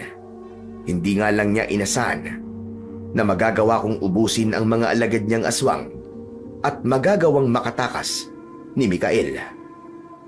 Ano nga palang sinabi sa ni Elmer habang kausap mo siya kanina? Hindi ba sabi ko sa'yo ay nakikibalita lang? Malamang ay nag-aalala yun sa atin. Pero alam mo, talaga nagpapasalamat ako dahil hindi ako nagawang patayin ng mga aswang kanina. Kung nagkataon kasi na namatay ako, ay mawawalan ng mayor ang ating bayan. Sa bagay, pwede ka nga naman palang tumakbo sa susunod na eleksyon. Tapos paniguradong mananalo ka kasi wala na ako. Wala na ang matindi mong kalaban sa pagka-mayor. Ano ba sinasabi mo, Gabriel? Bakit biglang napunta sa politika ang usapan natin? Akala ko ba'y hahanapin natin ang anak mo? Hindi na ako nagsalita. Maigpit kong hinawakan ang dala kong itak at naghintay ako ng magandang pagkakataon para atakihin si Ignacio. Itinaas ko ang itak at nang akmang tatagain ko na siya, ay mabilis siyang lumingon.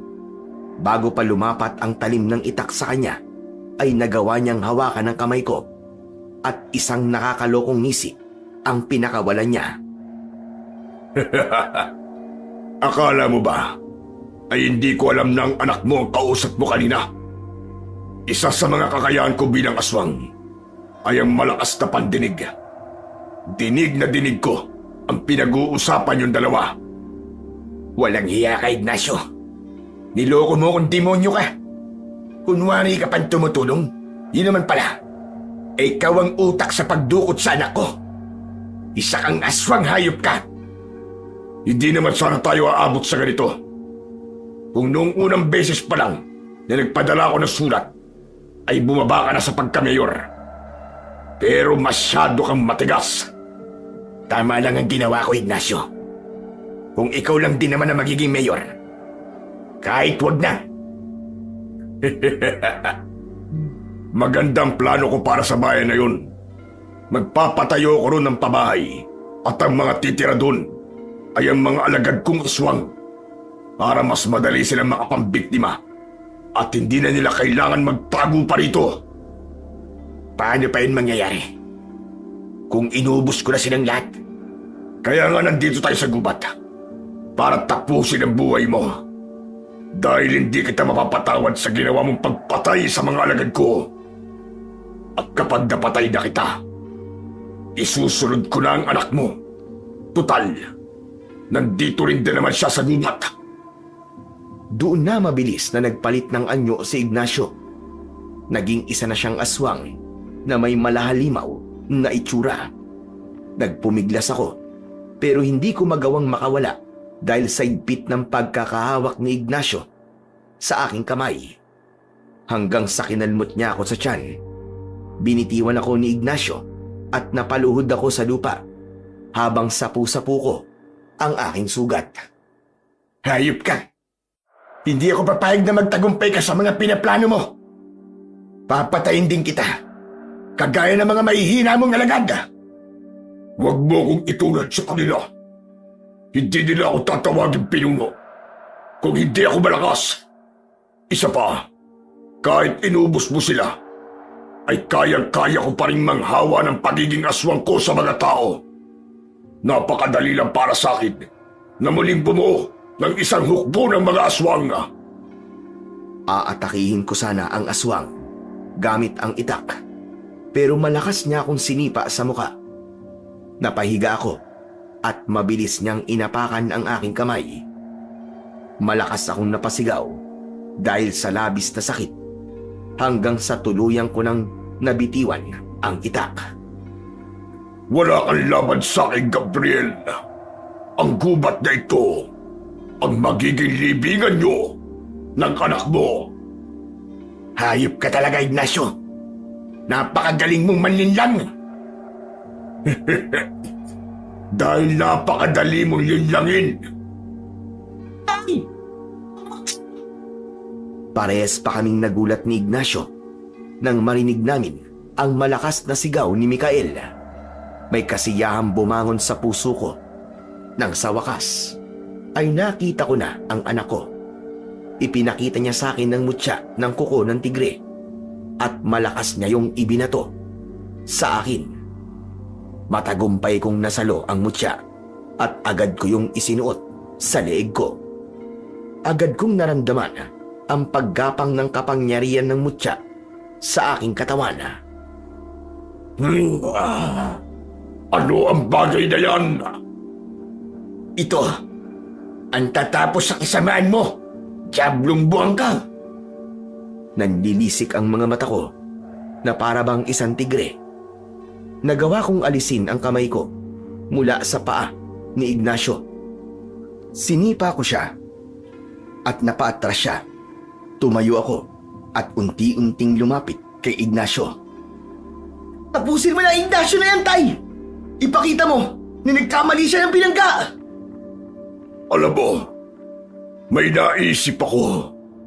Mas maganda kung uunahin kong patayin ang anak mo para makita mo kung paano kong kukunin ang puso niya.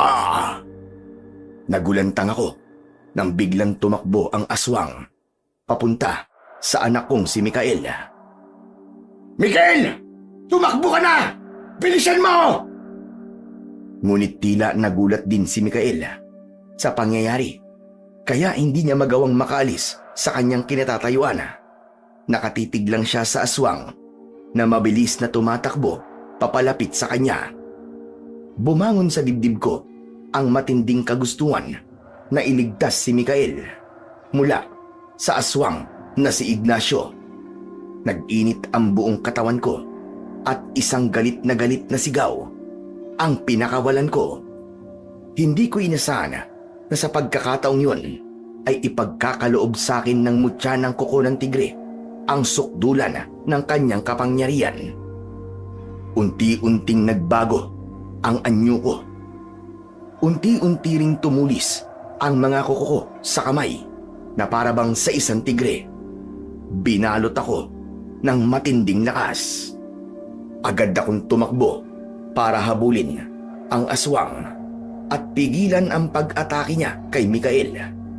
Sa bilis kong gumalaw ay naabutan ko ang aswang. Buong puwersa kong kinalmot ang likod niya. Mabilis na humarap sa akin si Ignacio at hindi ko na siya binigyan ng pagkakataon para makaganti. Walang tigil ko siyang pinagkakakalmot sa iba't ibang parte ng kanyang katawan. Sa bilis ng paggalaw ko ay hindi niya na nagawang iwasan ang bawat pag-atake ko. Sandali akong huminto nang nakita kong nanghihina na si Ignacio. Pinilit kong hanapin sa kanya ang Ignacio na nakilala ko, yung may mabuting puso at palaging tumutulong. Ngunit hindi ko na yun nakita pa sa kanya. Ang tanging nakikita ko sa kanya ay isang aswang na mapanlinlang at gagawin ng lahat para makuha kung ano ang gusto niya. Sayang ka, Ignacio. Wala naman sanang problema kung isa kang aswang. Pero mas pinili mo pa rin na maging masama. Aswang ka na nga. Tapos, napakaitim pa ng kalooban mo. Ang mga kagaya mo ay walang lugar dito sa mundo. Hindi ka na dapat binubuhay, hayop ka! Gamit ang matatalas kong mga kuko, ay nilaslas ko ang leeg ng pinuno ng mga aswang na si Ignacio. Bumulwak ang dugo sa malalim niyang sugat bago siya bumagsak sa lupa nang wala ng buhay.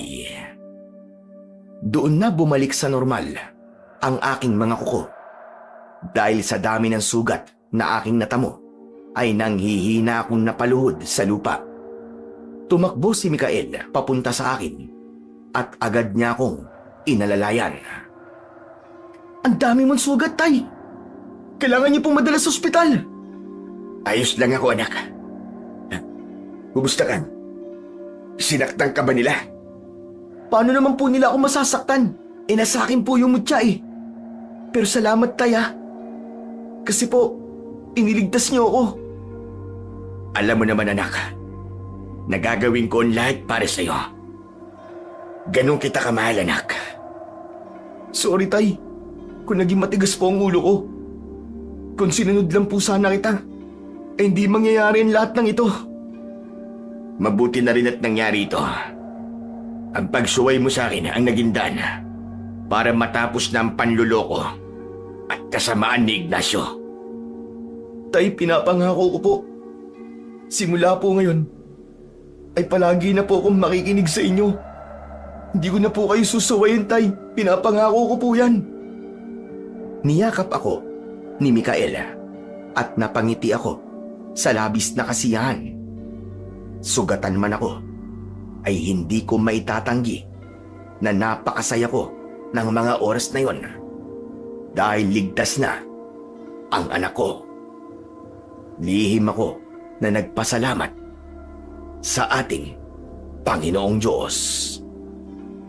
Matapos ang lahat ay umalis na kami ni Mikael gamit ang aking kotse na nakatago lang pala sa isang talayban. Pagdating naman namin sa bahay ay masaya kaming sinalubong ni Elmer at nang nalaman niya ang buong pangyayari ay mas lalong tumindi ang galit niya kay Ignacio. Mas pinili naming ilihim sa lahat ang nangyari na yon dahil alam namin na wala naman talagang maniniwala sa amin. Nang natapos ang unang termino ko bilang mayor, ay pinili kong wag nang tumakbo dahil kahit marami ang nagsabi na lumaban ako sa pagka-mayor, mas pinili kong bigyan ng oras ang anak kong si Mikael at maging isang mas mabuting ama sa kanya. Ganun pa man ay hindi ako tumigil sa pagtulong sa mga tao. Ipinagpatuloy ko ang pagiging albularyo para magpagaling ng mga may sakit at patuloy din akong sumuporta sa mga charity. Natutunan ko na hindi lahat ng tao ay totoo sa ipinapakita nila. May mga taong magaling manlinlang. Kaya simula noon ay naging mas maingat na ako sa pagtitiwala dahil hindi lahat ng mabuti ang ipinapakita. Mabuti rin ang kanilang hangarin. Hanggang dito na lamang po ang aking kwento. At sana may natutunan po kayo na magandang aral.